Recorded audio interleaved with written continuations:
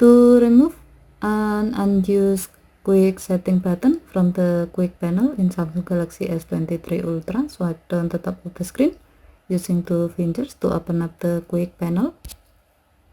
Tap more icon or three vertical dot icon at the top right, and then select edit buttons. All quick settings buttons that have been added to the quick panel are displayed in the bottom section.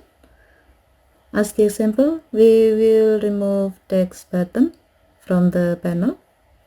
Next, tap and hold the text button,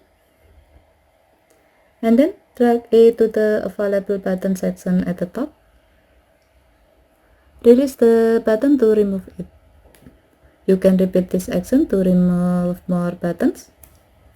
Next, to save the change, tap done button. Now the text button has been removed from the quick panel. However, if you need to use this feature, you can access it through the phone setting menu. Okay, thank you for watching. Have a nice day.